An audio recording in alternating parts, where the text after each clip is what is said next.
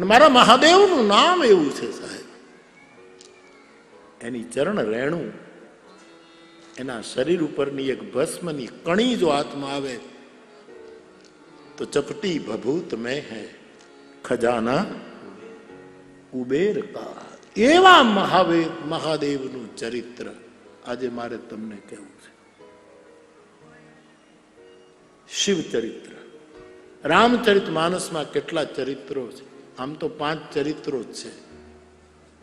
રામચરિત્ર તો છે જ, રામચરિત માનસ, અને સીતા અને રામ એક છે એટલે સીતાનું ચરિત્ર સાથે જ આવી ગયું. વાલ્મીકીજી તો મને 2-3 દિવસ પહેલા ક્યારે મને સ્મરણ નથી રહ્યું, મને કોઈકે પૂછ્યું કે આ તમે તુલસીની રામકથા કહો છો, માનસની કથા કહો છો, એની વિશેષતા શું છે? આ તમે આટલા વર્ષથી ઉપાડો લીધો છે. એટલે ઉપાડો તો શબ્દ હું નાખું છું, એને તો શિષ્ટ.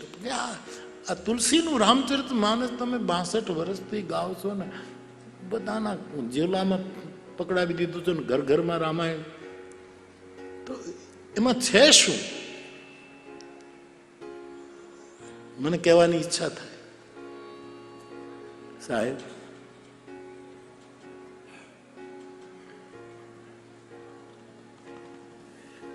એક રામાયણ છે યોગ વાસિષ્ઠ, એક રામાયણ છે આદિ રામાયણ વાલ્મીકી રામાયણ, પછી યોગ વાસિષ્ઠ, જેમાં રામજીને વૈરાગ આવ્યો છે, ઉદાસીનતા આવી ગઈ, અને ભગવાન વશિષ્ઠજી સમજાવે છે. બડા સુંદર, આખું જુદી રીતનું એક રામાયણ. એક રામાયણ છે આનંદ રામાયણ સાહેબ.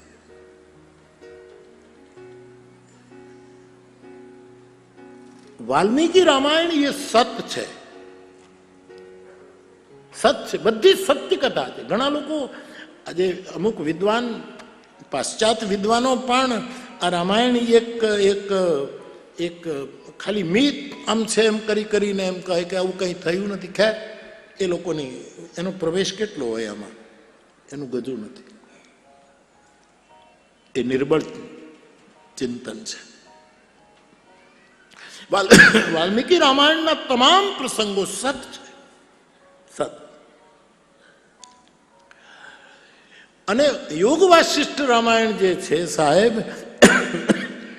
એમાં ભગવાનનું ચિત્ત ઉદાસ રહે છે ને વૈરાગની વાતો આવે છે ને, એ ચિત્તની પ્રધાનતા વાળી રામકથા છે. વશિષ્ઠ રામાયણ એમાં ચિત્તની પ્રધાનતા, વાલ્મીકી રામાયણમાં સતની પ્રધાન, અને એક ત્રીજું રામાયણ, આમ તો કેટલા રામાયણો, પણ આ તો મૂળ એક આનંદ રામાયણ છે, એમાં આનંદની પ્રધાનતા. તુલસીનું માનસ પડશો તો એમાં ત્રણેયની પ્રધાનતા, સત, ચિત્ત અને આનંદ, ત્રણેય એક જગ્યાએ મળે. क्योंकि तुलसी કહે છે રામ સચ્ચિદાનંદ દિનેશા નહીં તહ મુખ નિશા લવ. તો તમારે સત જોઈતું હોય તો આમાંથી મળે. આ હું આ ગાઉં છું 62 વર્ષથી, એટલે હું આનું આમ કઈ સુરતના પ્રચાર ન કરાવવો પડે, એની કઈ છડીઓ ન પુકારાય. આ તો પરમ શુદ્ધ છે. સતની જરૂરત હોય તો માનસમાં આવો, ચિત્તને સમજવું હોય તો માનસ પકડો, અને આનંદનો અનુભવ કરવો હોય તો માનસમાં પ્રવેશ કરો. ક્યાં કે માનસ એ સત ચિત્ત આનંદ સ્વરૂપ છે, એક જ જગ્યાએ.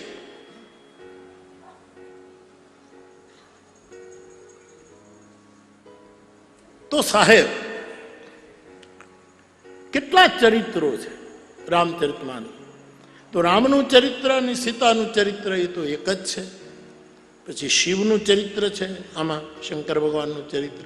પછી ઉમાનું, પાર્વતીનું ચરિત્ર છે, આમાં ભરતજીનું ચરિત્ર છે, હનુમાનજીનું ચરિત્ર છે, કાગભૂસુંડીજીનું ચરિત્ર, અને નાના મોટા તો કેટલા ચરિત્રો છે આમાં, કેટલા મોટા ચરિત્ર છે. એમાં બાલકાંડની અંદર શિવ અને પાર્વતીના ચરિત્રનો થોડોક વિસ્તાર તુલસીદાસજીએ કર્યો છે. એ શંકર ચરિત્ર જો છે, જે શિવ તત્વ જે છે, એને હું ને તમે થોડુંક વધારે તમે સમજી શકીએ તો વિશ્રામ બહુ મળશે. એટલા માટે આજની કથામાં થોડુંક શિવ ચરિત્રને સ્પર્શ કરવું, પણ એના પહેલા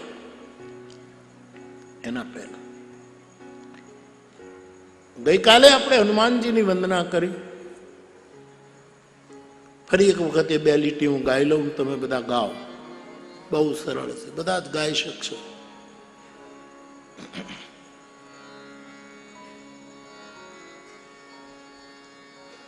મંગલ મૂર્તિ મારુતનંદન. ગાઓ.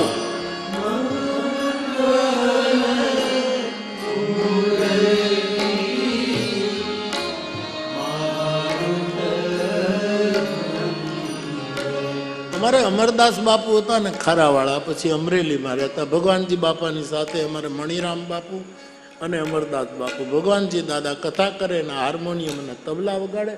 એ જે ત્રિવેણી હતી, પછી તો અમરદાસ બાપુ તો ક્લાસિકલ શાસ્ત્રીમાં વિશારદ થયા અને એ તો બાપુ એ તો બહુ પણ એ જ્યારે કંઈક ગવડાવવાની પદ્ધતિ તો પછી આવી.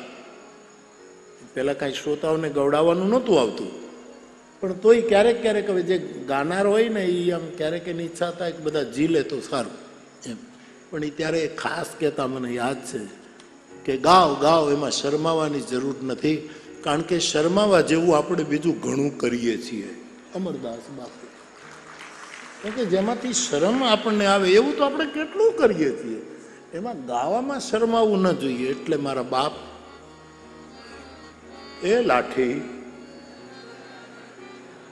બધા ગાજો એવી પ્રાર્થના. તમે ગાઈ શકશો. આજ અમારે મહુવાના શિક્ષક છે વાઘ, એને મને ચિઠ્ઠી લખી કે મારે તુમે જિંદગી કે ઉજાલે મુબારક અંધેરે હમે. મારે એ ગીત ગાવાની બહુ ઈચ્છા છે, એટલે મેં ચિઠ્ઠી આ લોકોને પકડાવી કે આજની ચોપાઈઓ જ આ રાગબાગ કરો ને તો એનોય મનોરથ પૂરો થયો. એટલે મેં પછી એમાં અમે આ બધું ચડાવી દીધું. એટલે વાઘ સાહેબની ઈચ્છા પણ તો પછી તો એકલા મળશે ત્યારે ગવડાવશું. મને શિક્ષકો બહુ ગમે, શિક્ષકો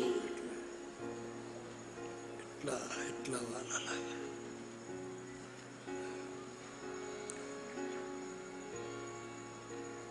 तुम्हें जिंदगी के उजाले मुबारक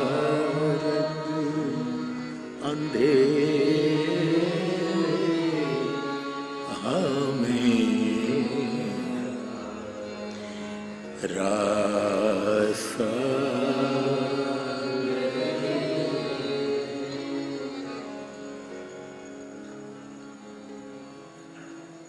जहां तक कदम उठ सके उठ गए. मुरादों की मंजिल क्या है, दूर हो गए हैं, अनीह हो गए, इच्छा से मुक्त हो, कोई मुराद नहीं. बड़ी प्यारी पंक्तियां. तो આપણે ગાઈ શકાય,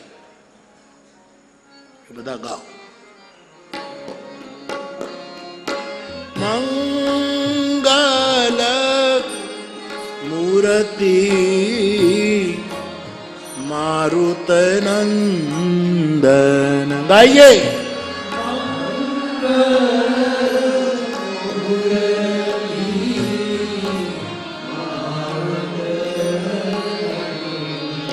सकल अमंगल मूल निकंदन.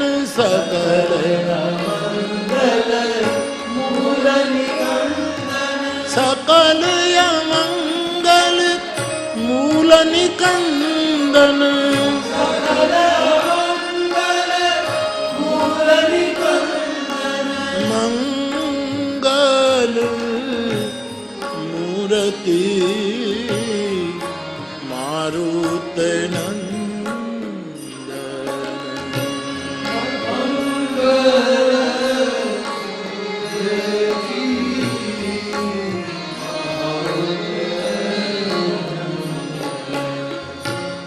ગઈકાલે આપણે કથાના વિરામ તરફ જતા જતા ક્રમશઃ હનુમાનજી મહારાજની વંદના કરી હતી અને પછી સીતારામજીની વંદના તુલસીદાસજી કરે છે.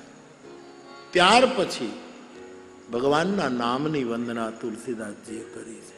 બહુ જ મોટું પ્રકરણ, બહુ જ અત્યંત આવશ્યક, નિતાંત જરૂરી એવો નામના મહિમાનું 72 પંક્તિઓમાં, એ પણ પૂર્ણાંકમાં 9.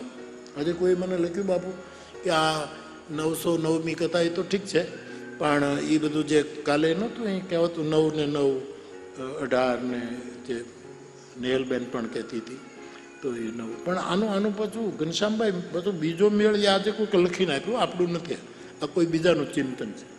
એમાં એણે એમ લખ્યું છે કે જે દિવસે પૂરી થશે ને કથા ત્યારે 1/1/2023 9 થશે.